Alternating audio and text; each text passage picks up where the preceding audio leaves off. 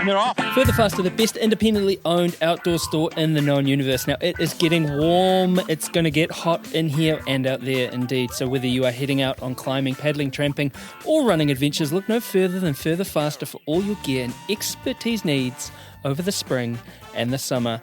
Head over to 57A Buchan Street, Sydenham, Otutahi, Christchurch, or hit them up at furtherfaster.co.nz. It goes something like further, faster, there in Christchurch. Rocky is hairy and so is Badger. Jules is nice and Jacob is delicious. Go to Further Faster now. Oh, further, faster, there in Christchurch. Rocky is hairy and so is Badger. Jules is nice and Jacob is delicious. Go to Further Faster now.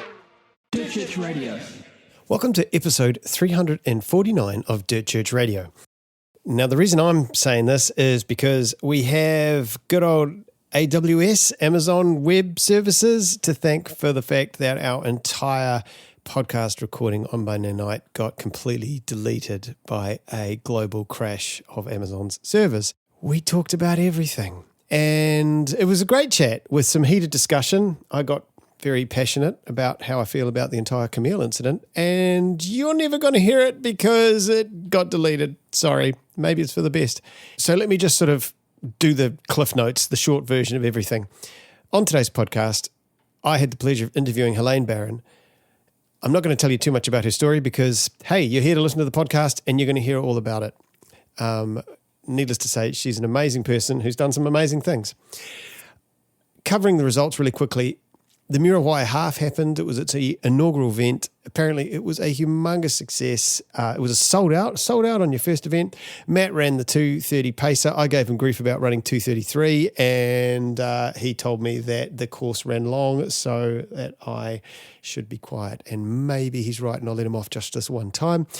Crater Rim happened over the weekend. It was incredible. As always, go to Brad's trailrunning.nz newsletter for all the results. But up front, ladies and dudes, there was some great battles, and highly recommend you read through how that played out.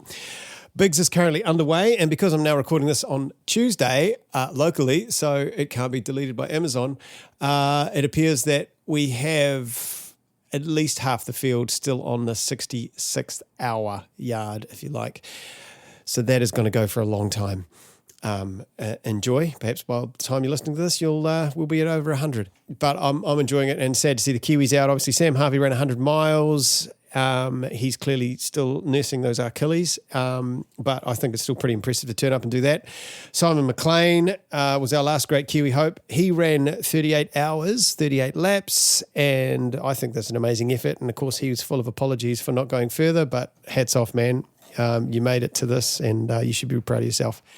LB 24 Hours ran over the weekend. That's the World 24-Hour Champs. That's held in a little town northeast of Toulouse in France. The women's world record was broken in LB. It was broken by Sarah Webster of Great Britain. She smashed it, actually, 278 kilometres, roughly 8 kilometres further than the previous record. Perhaps more impressively, the top 3 females all beat it. And fellow however you say, an Australian called Holly Ranson came second, 274 kilometres. Hats off. In fact, the Aussie ladies team got second overall, which is amazing. So we like the Aussie team. I think the big rivalries that you see around the world don't really exist between the Kiwis and the Aussies. I think in 24 hours we're all one big happy family. So a massive congratulations over the ditch there. Kiwis, of course. Sam Beale, 221 kilometres. Thanks for not beating my PB by 1 kilometre. Cheer, bro. Kel Robertson smashed a PB as well, 213. The last few hours, extremely hard earned. She was on track for more than that, and I know she wanted more than that, but still you got to be pretty happy with that. Blackall 100, one of my favourite races, happened in Australia over the weekend, Western States qualifiers, super cool. Matt wants to know how much Russian I speak. Я не знаю по-русски язык. Я не знаю ничего. Меня зовут Andrei. Spasiba and до свидания. There you go. That was my high school Russian. Yes, I learnt Russian in high school. The poll that we ran last week Which is more likely to get you sick at a race? A shoey, 14%, or your grubby fingers, 86%, all day. And with that one, have you ever done a shoey? I feel like the question should have probably been, would you ever do a shoey? So the 17% that said they've done one versus 83%, maybe that doesn't quite work out. Would you give Matt kudos on Strava if he swam the Cook straight, or just leave a comment? 83% of you said that you would give him kudos, which is disappointing because all it needed was a golf clap in the comments. Yeah. Tony Sharp sent in an amazing greatest run ever that Matt read out the whole thing for, did a wonderful job, and that is now gone into the ether. So we are going to do it again next time round. So stay tuned because it's an excellent story, Tony. You've outdone yourself, mate. And that is about it. That's the fast version. We actually talked for over an hour. So, I really have made it more concise.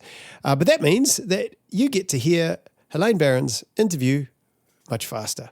So enjoy, and we will talk to you next week. It's a case of third time lucky with us. The first time, your internet is the worst internet I've ever seen, and we need to talk to your bosses about your work internet situation. If they're listening, we can chat. The second time, I went for a run instead of recording you because I'm an idiot. But I mean, fair. It was Sunday morning. We should all be running. Look, it was a beautiful morning, and it was honestly, it was about 6:15 in the morning, and I'm running up this hill in Riverhead, having a lovely time. La la la la la, and then I think, gee, we'll be able to talk about that on the podcast. I had a thought, I'll be able to talk about that on the podcast tomorrow, and that's when everything just goes. Like, no, I'm supposed to be recording Helene at 8 a.m. And 4 hours away. And I didn't even have reception, so I had to double remember to contact you. So I had to wait until I got to the top of a hill, and then had 1 bar reception. I'm like, I'm so sorry, I'm never going to make it. Oh goodness. And I'm thinking, I hope she hasn't set her alarm real early for this. Yeah, and I then, did. I mean, it was very rude, but that's fine. I'll forgive you now. So now it's Sunday night, here we are. And your internet's great, and I've remembered to turn up. So, Helene Barron, welcome to Dirt Church Radio. Thank you very much. It's lovely to be here, third time round. Let's start with your big weekend, because you've literally just driven back from Christchurch right now. Is that correct? Yeah. Got home. I got home actually in time to prep tea, and then I went to yoga. But I've been in Christchurch for a Sports Medicine New Zealand conference, which I was presenting at on Friday. It was great. What are you presenting, may I ask? Well, it was the theme of the conference was innovation in sports medicine, and I was talking about that from our sort of snow sports perspective and just the unique kind of nature of our crew being spread all across the globe. And so it was about how we connect each other and the team through using technology and trying to keep things from being noise, adding to performance and adding value rather than all of these distractions, because there's so much stuff that we could share, but we don't have to. We can be really distracting. I mean, if it's anything like trail running, you're going to get 20 different opinions when you ask a question, right? No, 100%. Yeah. And I can imagine in any snow sports, it's the same sort of thing. Probably even more so, because there is so much technology that must go into. Are we talking skiing, snowboarding, everything? Yes. Yes. Yeah. So I work across the Park and Pipe program. So that's our big air and slopestyle. That's the skiers and snowboarders, and also our Paralympic program. So sit ski and the standing adaptive skiers. So yeah, a bit of everything, and the coaching and the training space, and how we share information with each other in different time zones. All of those things. Yeah. Do people ask? Do you get the same questions like we do with?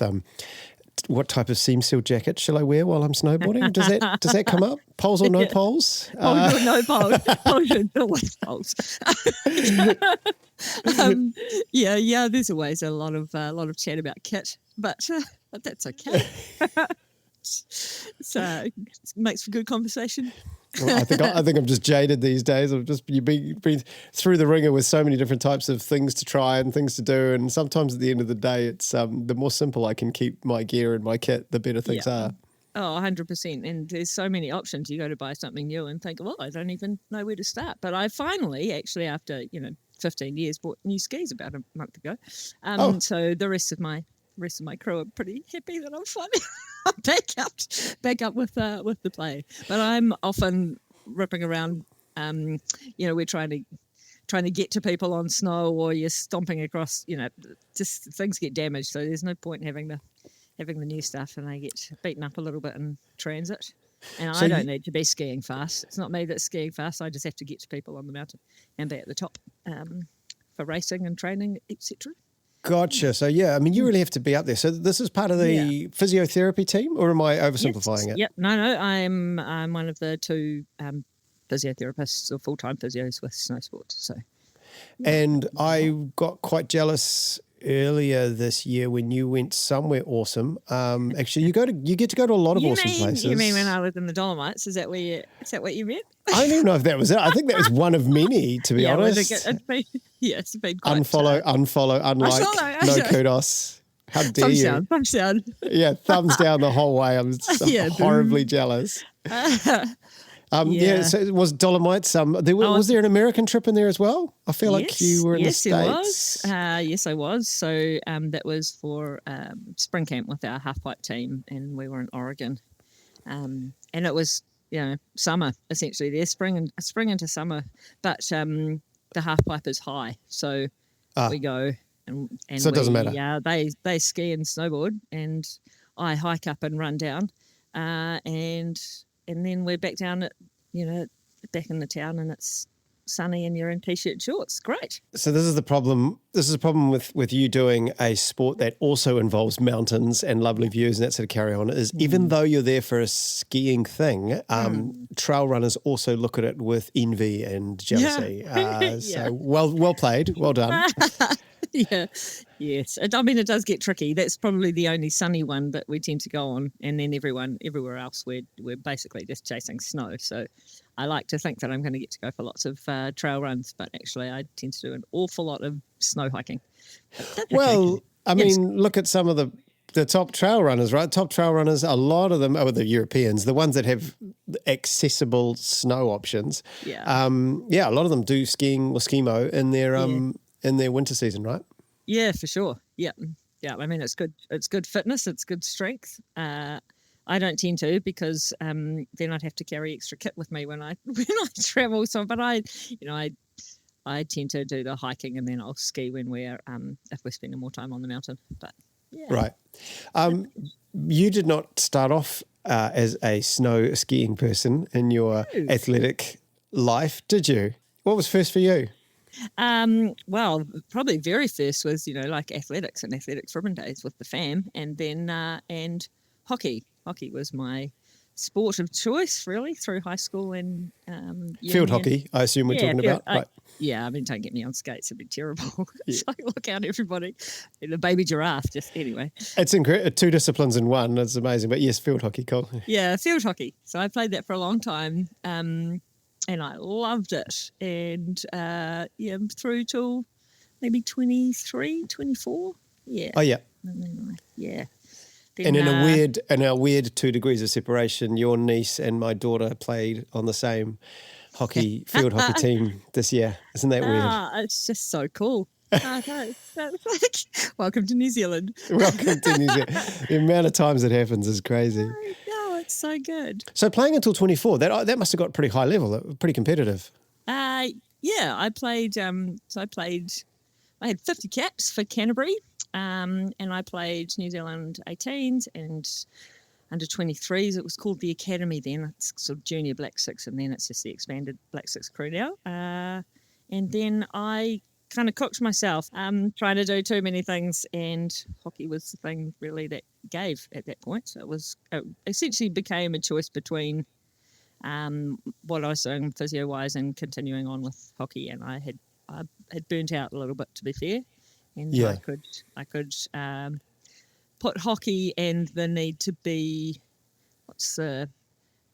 the team where I had felt like other people depended on me. I could stop that, and I could run it and get my activity just on my terms. But I had just cooked myself. I was working full time. I'd played Canterbury. I was playing the Kiwi under 23s. I decided that studying at sort of 0.75 hours to get my postgrad diploma in sports medicine was a good plan. And then I thought I would train for my first marathon. Oh. Yeah. So that was that. Trade one addiction for another is it's a common theme, isn't it? So I was pretty cooked, and then my I was living in Christchurch at the time, and my nana, I was the only other family there, and she passed away, and it was sort of that emotional trigger that I just everything else came crumbling down, and I stepped back from hockey, which is just weird when it's such a massive part of your life. With all the travel, plus I imagine training multiple days a week. Yeah, it just takes over, doesn't it? Yeah.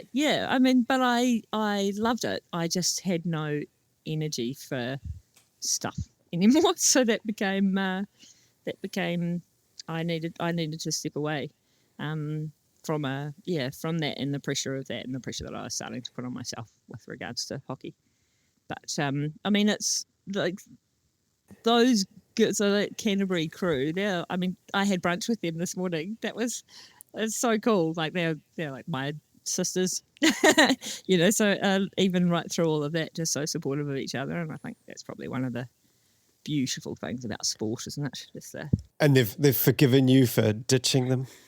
Yeah, well, I came back like 2 years later as their physio, so it was fine. Oh, no kidding. Stepped into a different role. Oh, that's so funny. Yeah, I just needed it not to be the direct pressure on me, I guess. Yeah. Do any of them still play socially? Yeah.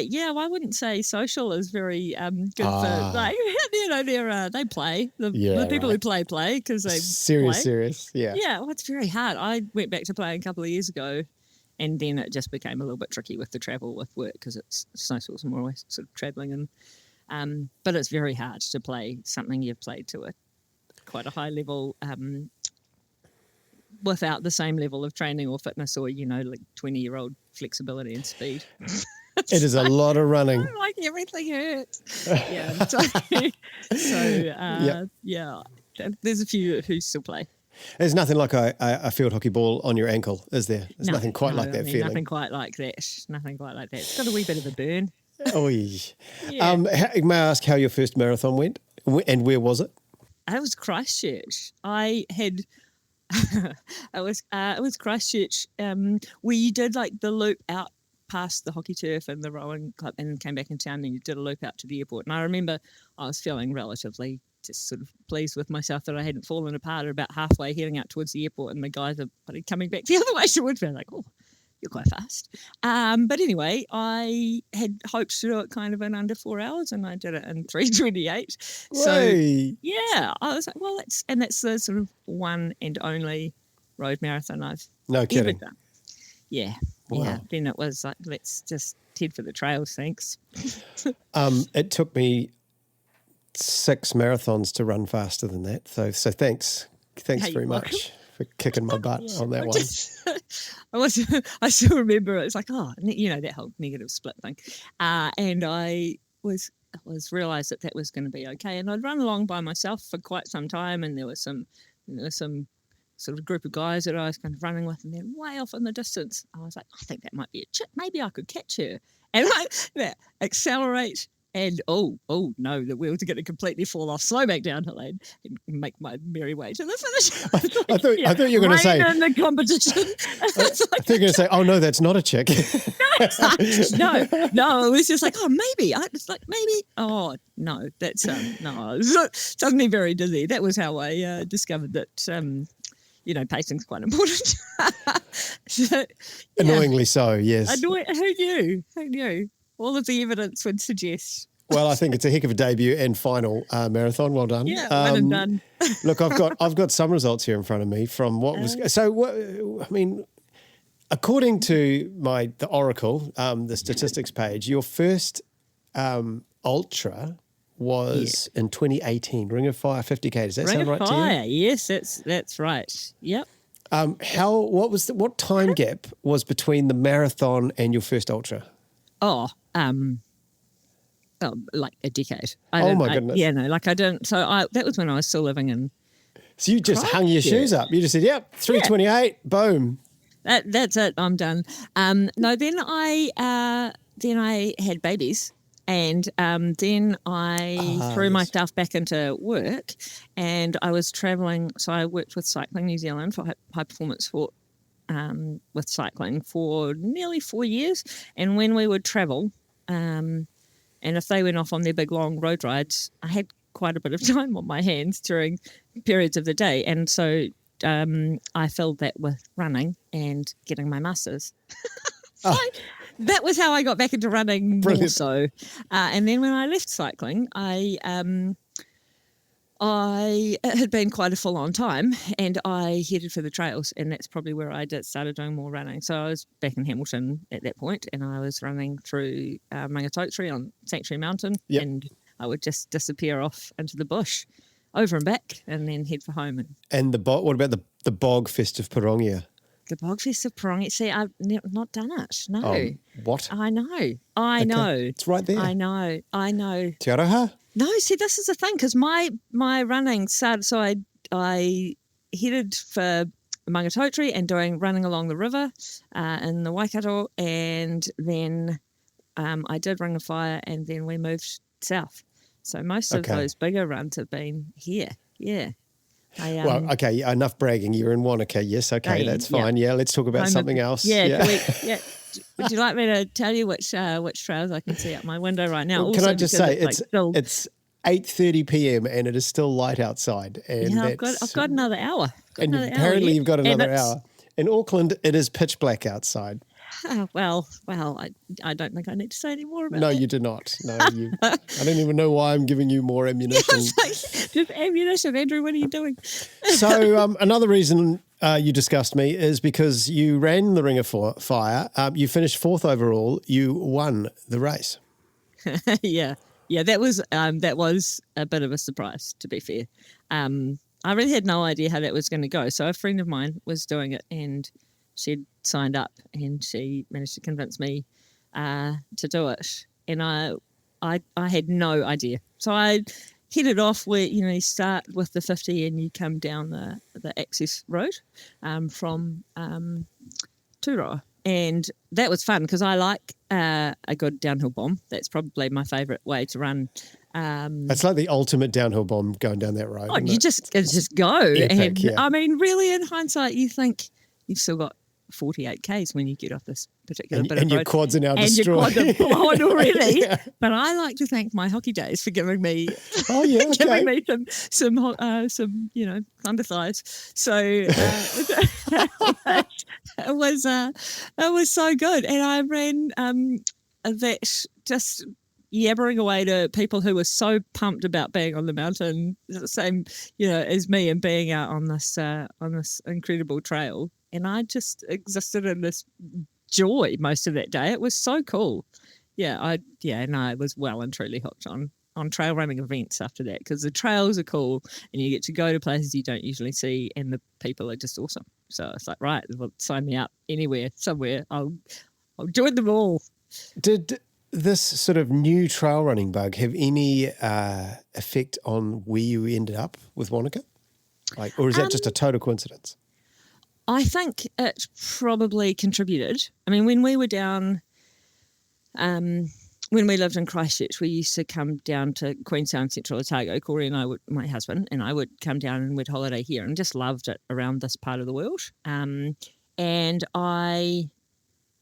we ski and snowboard, and the boys like to ride bikes. And when I finished with cycling, physio, I can kind of travel with my work. I can be in different places, so I didn't have to be anywhere in particular. And my husband was doing his work sort of around the country, and we're like, well, let's just, if you're traveling anyway, why don't we be where we love being? So we came down here so that we could enjoy the outdoors, and the boys could have this it's just a bit more chilled life. The growing up down here, go to the skate park and everyone's looking out for each other's kids, and you can walk anywhere from town. I don't think anything that you actually desperately need to get to is probably more than 5K away, unless you're going to the mountains. So it's just it's just a really chill place to be. I love it here. So I love your little been good. food trucks that you have. You've got that little sort of area with the little water thing features and that super, super cool. I remember it was a night before a Northburn race, and I was staying in Wanaka with Ian, and I just remember seeing it thinking, I want one of these where I live. Can I have one of these? I'd be very poor, but exactly. it would be cool. But you'd feel good. Yeah, it is cool, that central, that little zone, and you can all go in there and just choose whatever you want, but just hang out. It's a cool place. Summer and winter, that's probably the thing I love about down here, is that there are really clear seasons. So you can do, in summer it's 30 plus degrees, and winter it snows. So you just get to have a really fun time. Stuff all year round. Yeah, right. That's enough talking about Wanaka. Yeah, I'm so bored. I've got to stop. Stop. Oh my gosh. This influx. Look, if I quickly have a little peek at some of your other results. The worst you've ever finished is 11th, but to be honest, 3rd, 2nd, 1st, 5th, 2nd, 8th, 7th, 5th, 1st, 4th. I mean, you are incredibly consistent. And while you sort of say, oh, I just kind of finished, and oh, look, I beat everybody. Like there's got to be something going on here to have such consistency in your results. I just, I mean, it was a really good run until it wasn't, but the results there, and I don't know. I like to run. I like to be out on the trails. I like to push myself. It's not necessarily for anything time wise or anything like that. I just like to be moving and to be moving in nature. I'm not really sure. I guess probably I've had a lifetime of being fit and active. Yeah, and, true. And so it's probably crossed into the trails a little bit more. And I have a wee tendency to just push quite hard against myself. Like it's not anyone else. I just like to push. It's so it worked out. Do you think that your high performance training you had as a younger athlete has helped that ultra marathon mindset? Because if you look at these 100k races, some of them you've done here, they're ultra easy. That's middle of summer, super hot. They're hard, right? They're really, really hard races. And fitness is only a part of the puzzle, right? We all know that the mental part of an ultramarathon is so important. Yeah. And it's not something that, I don't think it's something that just is there all the time. It's actually something you have to train and work on.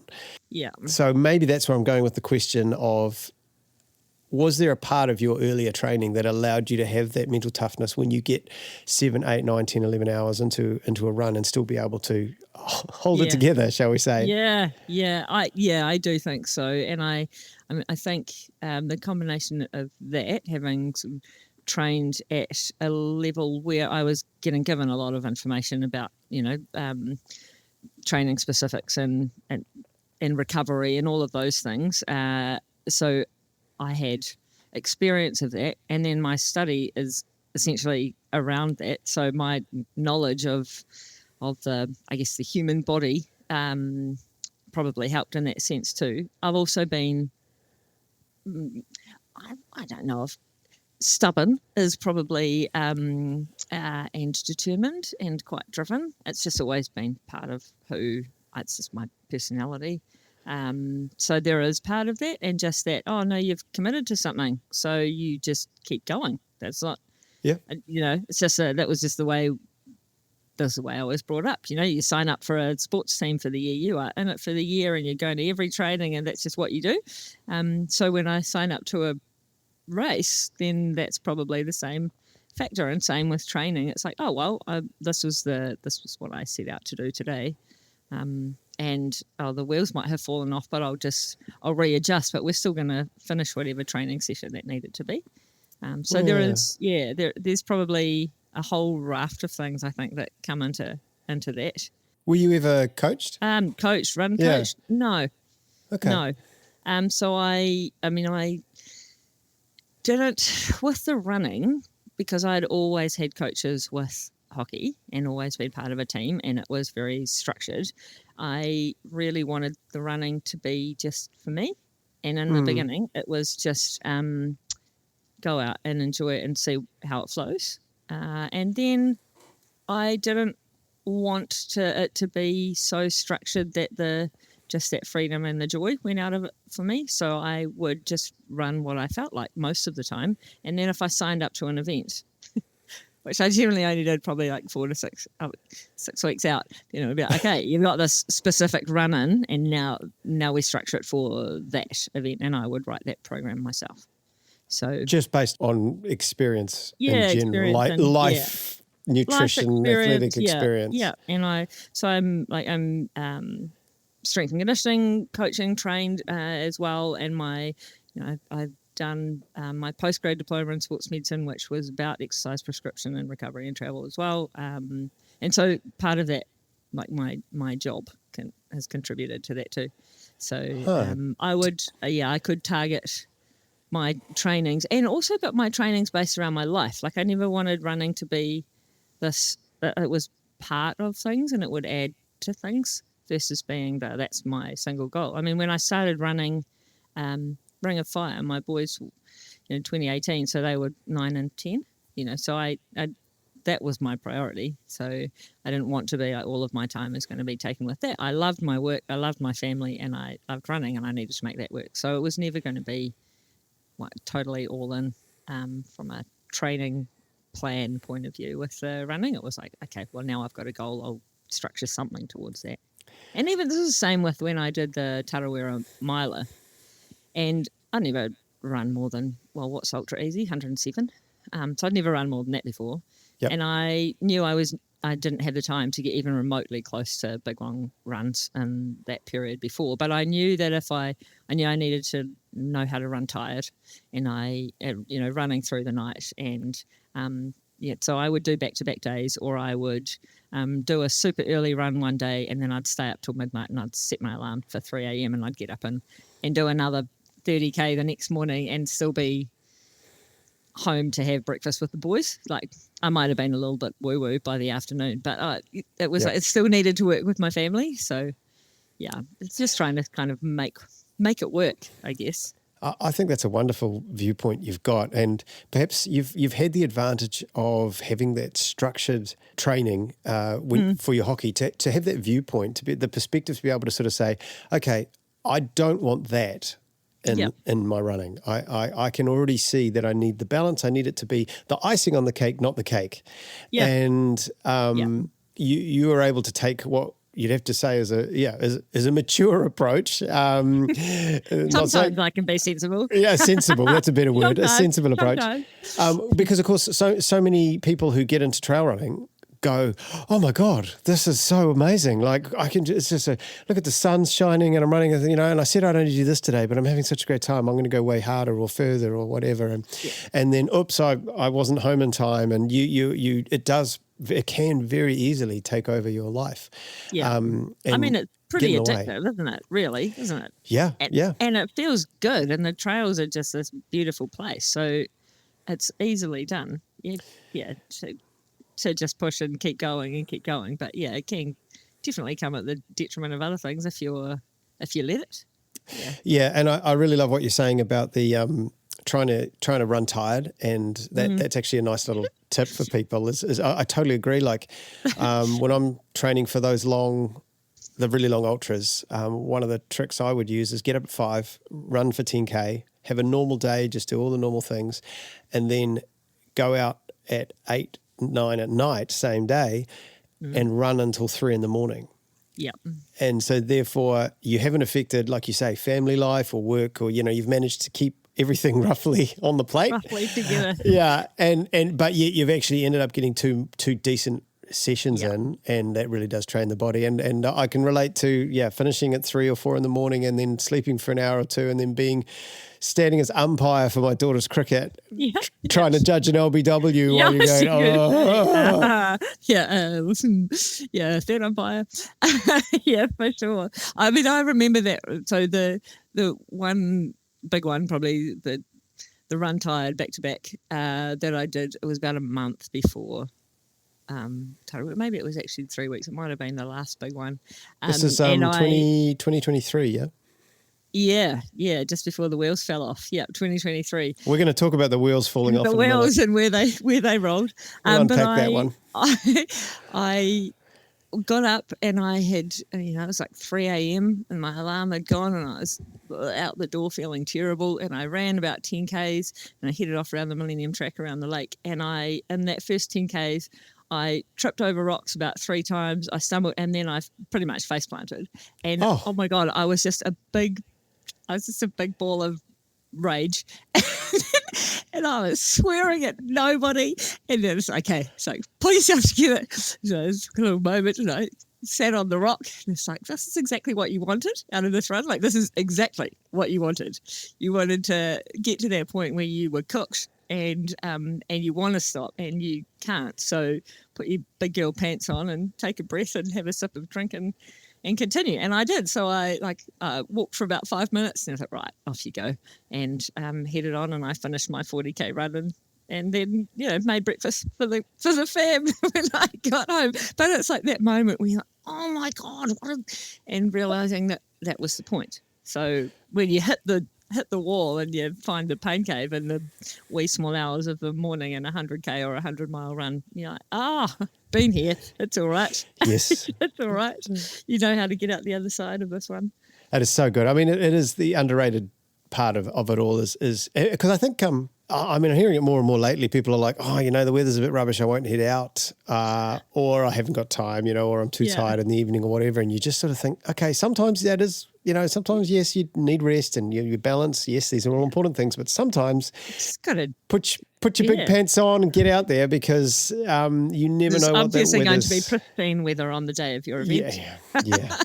Well, to be honest, heat is often an issue, isn't it? Like lately, I feel, we stack so many races in summer, and 3 in the afternoon, you're running in full sun. Tarawera is one of the worst. Yeah, Tarawera was that one, and Ultra Easy was the other, coming across the top of Paida Range in the middle of the afternoon, and 30 plus degrees heat, and and actually my last one, that old ghost. That's the only race actually that I had the wee hallucinations, and I'd been, and I was just so hot. Oh, like heat hallucinations. Yeah, like I thought I'd been running by myself for ages, and it's getting a little bit lonely anyway. But then I thought I heard someone behind me, and I was like, oh, okay. It was kind of semi-waiting for these people to rip on past, and then I was like, oh no, I'm feeling good. I'll just head off, pick up the pace a little bit down the hill, and down I went, and I finished. It would have been 20 minutes before the next person came in, but there were people were most definitely having a conversation right behind me, but no, and that's the only time I've ever actually had that, and that night it was like full-blown sweats, like you changed with sheets because I totally messed up my metabolism, and I got a wee white line across all of my fingernails. Like it was basically like I just had cooked my system that day. And wow, that's the only time. It's the only time I've ever done it. I just was so hot. We'd get to a waterfall and I'd like stick my head under that and then keep going. We'll find a creek and be standing in it, splashing myself in water. That was this is Old Ghost Road. Very hot. Yeah, it was. I'm trying to remember which year that was. Not my year. No, I did it 3 times. Oh yeah. And 2021, 2020, and 2019, 3 in a row. Yeah. Okay. Bang, bang, bang. I wanted to keep 3rd, 7th, 5th. Yeah. Yeah. I really like that run. Oh, hang on. I need to check something here. 8:53. Is that your PB? Yes. Yeah, my first year. And I kept thinking that I might try and go back and do it again and push, but then I kept adding. The next year I'd done 3 races in the lead, and then I'd hurt my back, so that was the longest I'd run in about a year doing Old Ghost that next year.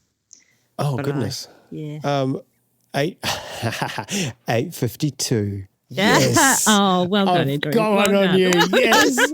I was like, I'm sure that's close, but I can't remember. But I'm better. I'll beat you. Yay. By 46 seconds, you loser. Yeah. Classic.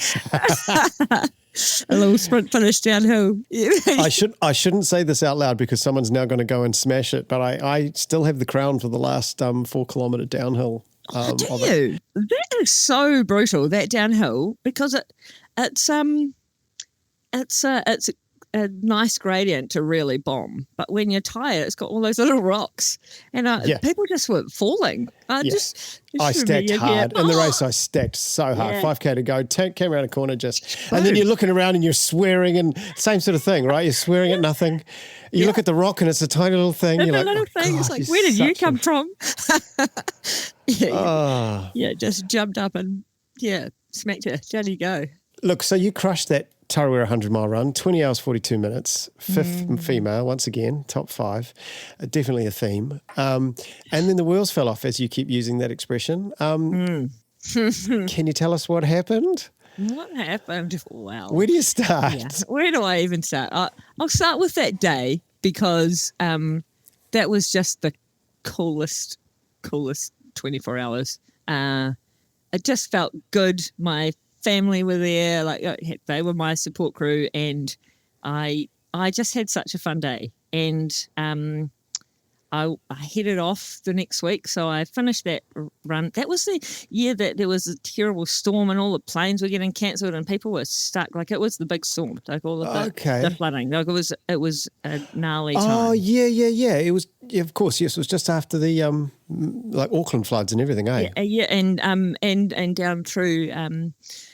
around Taupo and Napier, it's like the roads through. Yes. Like it was just brutal. So it took a while to get home, and then so I got stuck in Hamilton for a day because I couldn't get back to my flight.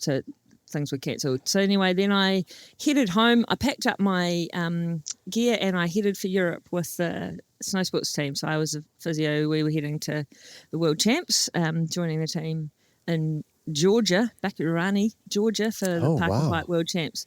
And I had been there a week, and I was like, my tongue's a little bit sore. And I'd had it before, just a sort of scratchy patch. And I would change what I was eating, and it would heal. I had like sort of a sharp tooth that it would rub on. And then the next week, I was like, well, actually, not even the next week. It's like that's not getting any better, and it should. And you're still in Georgia at this point. Yep, still there at the World Champs. And I had a look, and I thought, well, that doesn't actually look very good. And it was this little red patch, probably about the size of like half my little fingernail. And I know that things in the mouth should heal. So it's a really high turnover of cells and good blood flow, so it should heal. So I was like, okay, well, we'll just keep an eye on that. And then I left the Park and Pipe team, and I went to join our para team in Italy. And I looked again, and it was bigger. And I thought, shit, it's not so good. And I still had 2.5, 3 weeks of tour to go. So I was trying to figure out what I would do at that point. But I made an appointment with my GP for as soon as I got home. And then it just, it kept growing. And so when I headed home, saw my GP, and that was the beginning of my cancer journey. So this came out of nowhere? Yeah. I mean, there's not oral cancers. There's a few risk factors. So the HPV virus is one, and smoking and drinking, like heavy drinking. And I mean, there's a scarfie, and I like a nice social beverage with my mates, but I wouldn't say I'm a heavy drinker. Sure. And I don't smoke, and all of the swabs were HPV negative, and it's really don't know what caused this. There's a theory out there that repeated irritation, with that inflammation that I was getting from my sharp tooth on my tongue, and it healing and getting wound and healing, and that things can eventually mutate, and that can cause cancer, so that chronic inflammation. But it's a little bit of a theory, but we don't know. We don't know why. To this day, it's a mystery. Yeah, so it could be some of those things. It could be all of those things that could just be really shit luck. I just was one of those things. So again, it's just quietly dealing with it and taking the next step. And it's like, right, well, it's just like an ultra, isn't it? Like this is what's in front of me now. How do I deal with it? You stayed in Italy, then you did the whole term with the team and everything before you came home. Yeah. So this is uncomfortable the whole time, right? Yeah, it was a bit sore, a bit stingy. It was like a sore on my tongue, and it was probably by the time I got home, it was probably like the size of my little fingernail.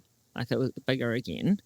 But then, it definitely just grew from there. So, I mean, if there's one thing that I would say to people is if there's sores in your mouth that aren't healing, because they should, go and get them checked out. And I was very lucky because I could see it. So when I had my treatment, and there was another man in Daffodil House who'd had a sore throat for like a year but hadn't thought that it was anything. And so his cancer was well advanced by the time he actually found out that it was cancer. So I was fortunate that I could see it, and I knew what should and shouldn't happen in the mouth.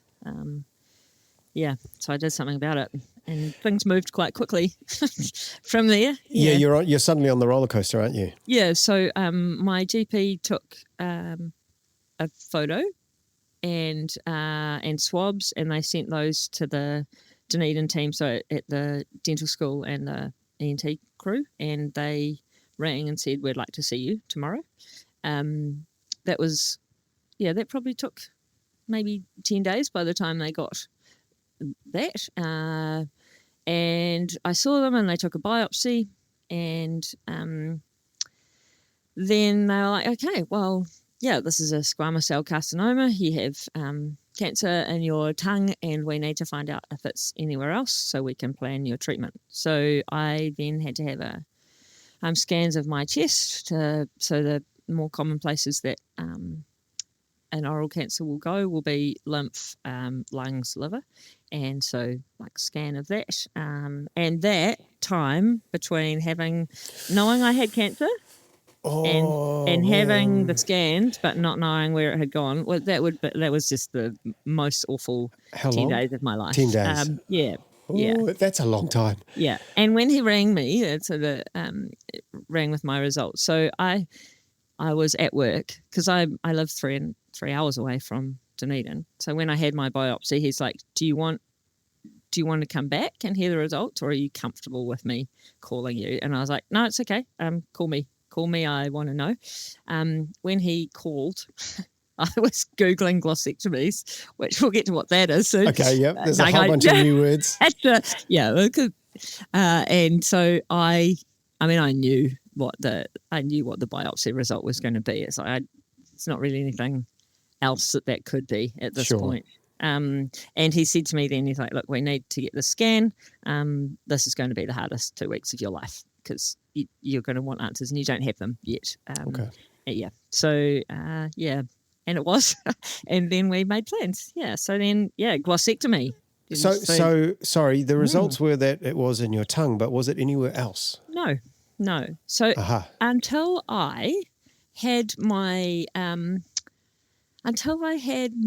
surgery and then radiation, I didn't feel sick. I had a sore tongue. All my blood tests were clear. Like it was clearly nowhere apart from my tongue.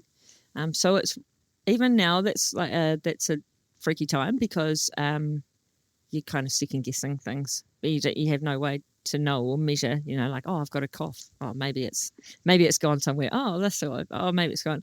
You're just kind of second guessing. So it's just trying to, I guess, be positive about those things. It's a little. You're sort of living in the life of a first-year med student, isn't it? Because they learn about all these things, and suddenly, if they have a cough, they think that oh gosh, it could be this list of things. Exactly. Yeah, exactly. And I'm a researcher. I like to collect all of the information about all of the things, because then whatever actually eventually comes up, I can just put that plan in place, or put that plan in place. So sure. I had most definitely researched what was coming when I got the results. Yeah. That is understandable, but fantastic. Obviously, that it was only your tongue. Let's celebrate the victories. I mean, of all of the things, of all of the possible outcomes, I think it's been the best one. One little hiccup, which meant that I required radiation because they were hopeful that the surgery would be enough, but it was the tumour was bigger than they thought, and it had a nerve growing through it, which is like a fast train out of there to the rest of the body. So they said if we'd known that beforehand, you would have had surgery on your neck, we would have removed the lymph glands in your neck. So we'll zap them instead. And we definitely need to do radiation because of spread and the size. So, yeah. So forgive my ignorance. I'm a musician, long way from being a doctor. Yeah. I mean, they just cut a bit out of your tongue. Like, do you have a hole on the side of your tongue? What are we talking about here? I'm missing a reasonable portion of the right side of my tongue. Okay. And people who I don't know, like I haven't met before, wouldn't necessarily think anything of my speech. But I hear every sentence I say is different to what I used to. So for a number of reasons, I don't have the tongue volume, so there's some sounds that I just can't make. There's things where you have to flatten your tongue, and it's like I just can't do them. And the combined sounds are tricky, like the like the sl and the they're just things where I have to make multiple sounds in one go. The rolling R's is really hard.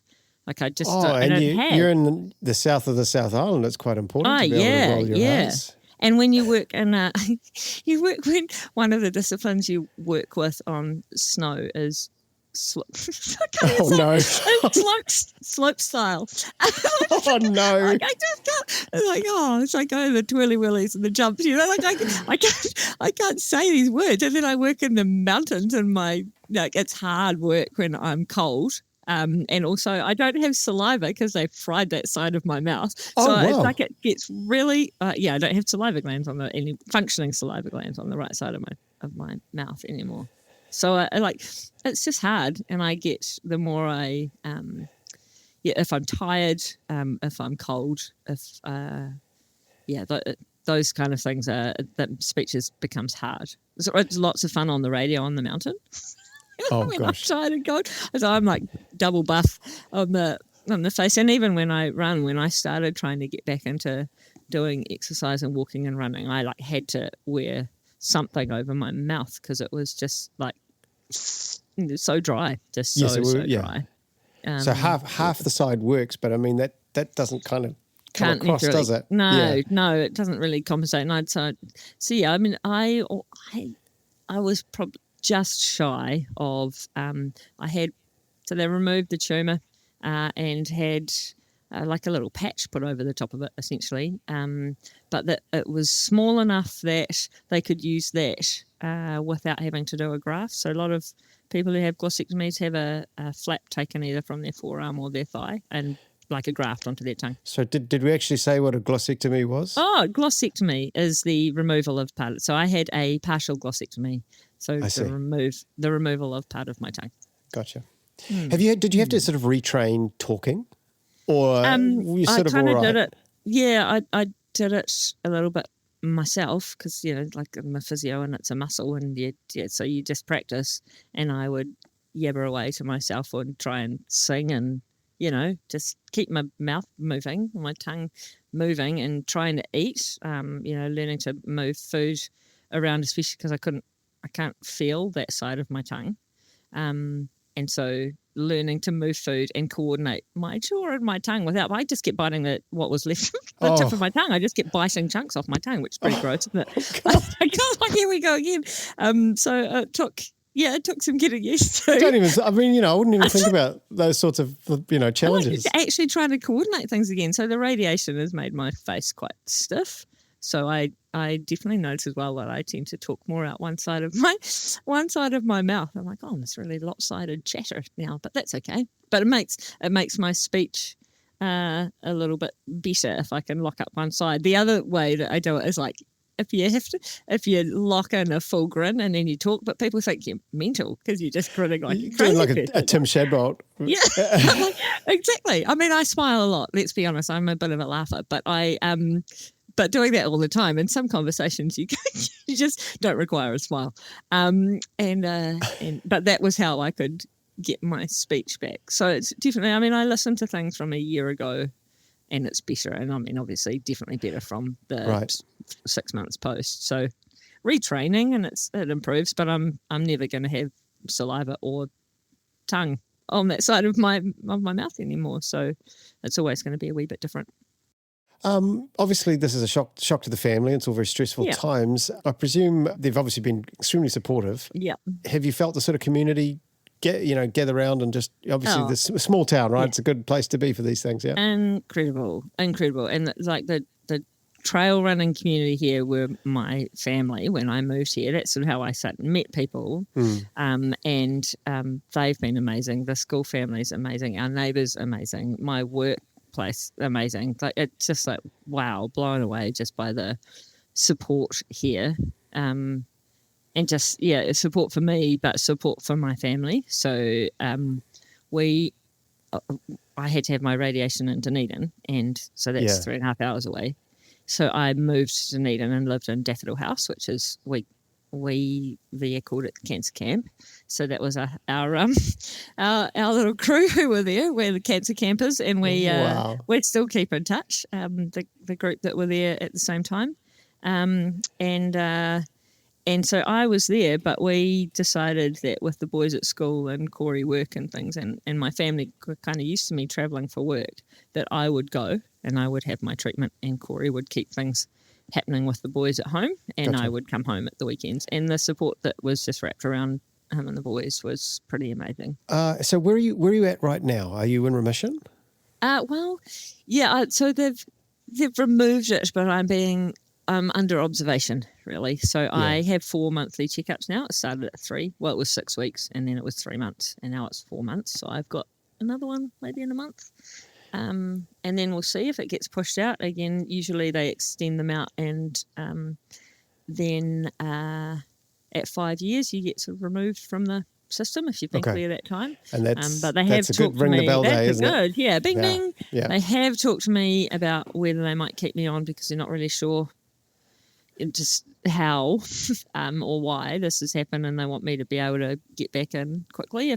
Once you get removed from that, then you have to go back by your GP and get another referral and go back in. So we might just keep you on for a little bit longer. So at the moment, if I found something on my tongue, I could call the hospital, and they do Monday afternoon clinics, and I could go and get that checked. So, and if I've got appointments that are a bit more stretched out, but I see. I can go sooner if I'm worried. Now that I'm in the system, you kind of stay in the system, and everything happens quite quick.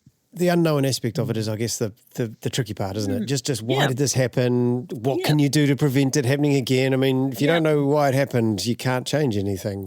So it's just one of those things where you it's just like, that's just the way it is, and I kind of have to learn how to live with that level of just angst and just get on with life. Are you sure it wasn't like Castle Street double browns? Are you sure? KGBs. No. Oh, KGBs. Oh, no. Oh, what's those other ones like Purple goannas? Yeah, the tattoo, the bright. Oh my God, just terrible memories. Thank you for those. Just lolly water. No, I mean really no idea. So it's just we just try and get on with things. That's pretty much it. In the midst of all of this, someone was pointing a camera at you. Is that correct? Yeah.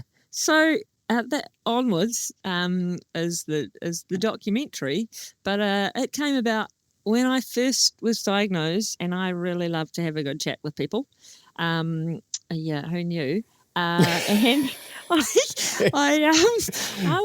Yeah, I really had to open you up today. Yeah, you've been a tough nut to crack. You're like, oh wow, when's she going to start talking? Turn off the tap. Anyway, I was terrified that I was going to lose my ability to speak, and I started just recording things. I was recording I wasn't sending texts anymore. I was sending my family voice notes, and I started recording messages for my husband and my children, like the happy birthdays and I love you and I'm proud of you, and so that if something happened and I couldn't speak, I could say it to them, and I started journaling because it was a way to get it out of my head, but it was in a way that I would then be able to hear later if I couldn't speak. And then I was having so much support and people checking in and asking how I was doing, and I just didn't know how to sort of reply to everybody. So I started sharing some of that stuff on the socials, and that led to just sort of this. It was almost like a diary that I was sharing with people, and I thought when I'd had my surgery that was going to be it. And then we got the histology results that there was nerve involvement and it was big and we were going to have radiation. And so I headed to Dunedin for that, and I was talking to Ben, so Ben Warbank, who's a good mate of mine and an adventure filmmaker, does a whole heap of nature and outdoor filming, and he just said to me, do you want me to capture this? Do you want me to help you? I know you're recording things. Do you want me to help you capture things? And not for any particular purpose. This is for you to look back on as a diary later, or if it all turns to shit, it's for your family to have some footage of you and what happened. That's incredible. But best case scenario, we could do something with it afterwards. And so I was like, well, yeah, that would be amazing. And I sent him all of my journals, some of the ones that I hadn't posted, and he recorded a couple of things, came down to Dunedin, and he was looking through those, and I got a message about 3 weeks later. He's like, oh, so you know how I said we weren't really sure whether we were going to make a documentary? Well, we're making a documentary. We're doing it. Like, yeah, we're doing it. So regardless, we just had no idea what the outcome was going to be, good, bad, ugly. And thankfully, touch wood, currently it's good outcome. But I don't think that I could have, I don't think that recording and sharing would have been the same if it wasn't Ben doing it. He's such a good mate, and I trust him. I trusted him with my story, and to do whatever he felt was right with that, but that would also be just feel authentic for me. I didn't want it to be anything that it wasn't. So I don't know how that could have come about if it wasn't Ben. So it's pretty cool. Yeah, it sounds one of those incredibly fortunate, friendships that's just worked out brilliantly. I mean, what a wonderful gesture, because just what a gift for my family, for me and my family. And it's a lot of work too. Huge. It's a big thing to turn around and say, I'm doing this for you. Yeah, huge. I mean, just what a gem of a human. Did you have any say in the production, or did you just basically get it? Here it is, it's done, watch it. I gave it to him, and then we talked about a few other things. Was there anything else that was needed, and just really reinforcing. This needs to be authentic. It needs to be things that I don't. We're not doing fillers. It's just this is how it is. And I went with it with him, and he created this movie. And then he sent me the trailer. Was the first one. I had got back into traveling and went back with work, and I was in China when he sent me the trailer. So I recorded for him me opening it and watching and I cried. So it's okay, good, here we go. And sent that back to him. But I didn't see the finished product until my family saw it with me. My goodness! We put it in a theatre and we watched it together. So because again, I trust the man. Yeah. So, yeah, and that's what it is. And now it's this documentary, and it was accepted into the Outage Film Festival as finalist this year, and so it's been shown around the country. And but he's essentially gifted it to me and the Cancer Society now for us to. We're using it for fundraising and education. So you're having fundraising screenings? Yeah, we had one in Hamilton, which is where I grew up, and we've had one in Wanaka, and now it's going a little bit more national, that the Cancer Society are going to, I guess, take out rather than me organising these individual places, because I can't be everywhere. Of course. And it's going to get rolled out with Marathon in a Month, which is a fundraising initiative that the Cancer Society do, getting people to cover the distance of a marathon in a month. or many for all of you ultra runners out there who are listening today. I mean, if you insist, okay. Yeah. If you could do a couple of those in a day, that'd be great. But just encouraging people to move, because actually I feel like my fitness and my sports and just being active leading in was certainly helped me in my journey, but also being active, moving, even just a little bit each day when I was sick and when I was working through my recovery, was so good for both my mental and my physical health. Like so moving in nature is something that I am very passionate about on many levels, and if we can encourage that, and it creates funds and awareness for about cancer and for the Cancer Society, then that will make me happy. Oh, those wonderful words. I couldn't agree more. That's amazing. Maybe mention to them there's this little city up north called Auckland, or Tamaki Makaurau, and we'd quite like to watch it. So if you could pull some strings. Well, encourage. I was thinking that actually. It's like, well, I mean, I don't. Thanks to being in various parts of the world during the New Zealand summer, it has made it a little bit difficult to get to some events, because I was like, maybe we could put it on around. We'll get some trail running people to come in. We'll do some things around events, but I just haven't. I'm never quite sure where I'm going to be. It's not a bad idea, though, like have it at Tarawera. Yeah. So, well, that does lead me on to one final question for you. Actually, no, there's two, because I've got the one I have to ask, but the one I do want to know is, what does the future of running look like for you? Or is that too hard a question to answer right now?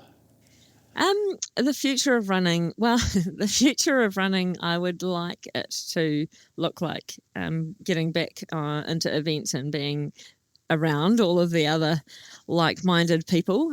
For me at the moment, it is just attempting to get out on the trails and push myself. Unfortunately, years of trail running have led to a relatively dodgy ankle, and that is that's putting things in jeopardy at the moment and might require some intervention after the. If only you knew a physio. Yeah, well, see, the thing is, I've done all of the physio work and the rehab, and I've got my balance is great, and my strength is great, and my core stability is improving, and glutes. I mean, that's another story, but I'm working on them. But I have very few fibers, none of my lateral ligaments in my ankle, so I'm a bit stuffed at the moment. So maybe another road marathon is in your future. Oh, boo, shush! I spoke to the surgeon, and he was like, "Well, you can probably run as long as you can tolerate on the flat." And I was like, "Oh, what? What? I tell you, I don't know that we can be friends." yeah.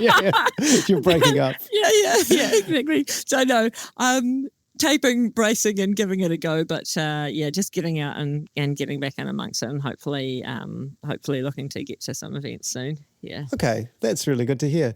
And of course, the final question is, Helene. So I always thought it was Helene Barron. What is your greatest run ever, and why is it that time that you passed me at the Tarawera 100K? Flew past me. We had a chat. Yeah, I think there was a Doppler effect because you're going so fast. Yeah, sure. Oh, well. Greatest run ever. Can I say two? You will allow it, yeah. Well, the one I learnt the most from probably was the South Island Ultra, where I turned up and the field was smaller. Me and my buddy Rach decided that we would just try and race an ultra for the first time. It was the first 100K I'd ever done. And so we went out a bit hard and the wheels fell off, really fell off. And I just wretched my way through about 30 kilometres of trail.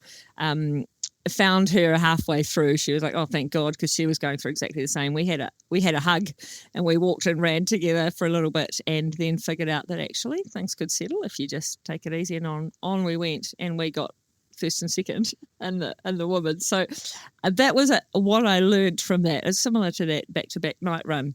Just it's okay, just stop, regroup, keep going. So from a resilience point of view, that was probably the number one run. But my fave was definitely the Tarawera miler. I mean, that was just next level awesome day. It was, family around. The funny thing about that was it was the year that they'd had the slips, and so the course changed. And so it ended up being some loops.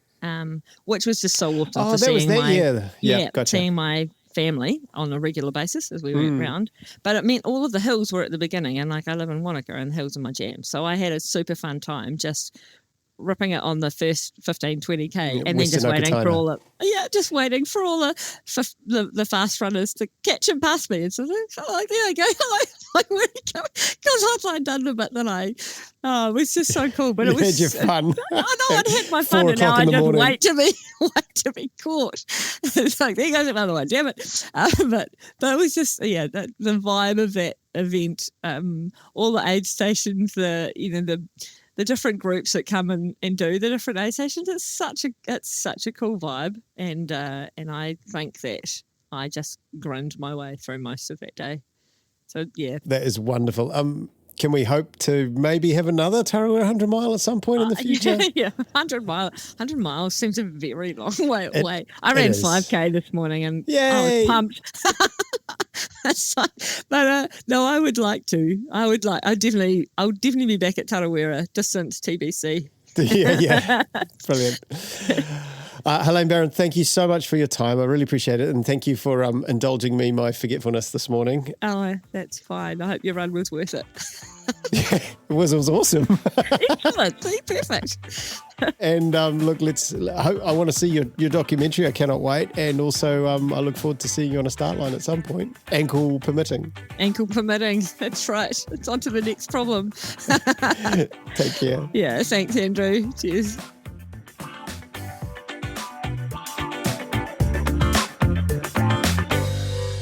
Dirt Church Radio is presented by me, Matt Raymond.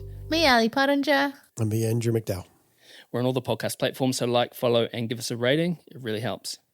We're on social media at Dirt Church Radio, email at dirtchurchradio@gmail.com. Now, don't forget to sign up to our Substack for a weekly newsletter and Aid Station podcast. And don't forget to write in with your greatest run ever. We'd love to hear them from you, and you can read them on the website too. That's you, Ali. Thanks to our supporters, Further Faster, That's It, Squadron, and our Substack subscribers in the DCR Aid Station crew. Stay tuned for our show in 2 weeks, and we have another great guest lined up. Mā te wā.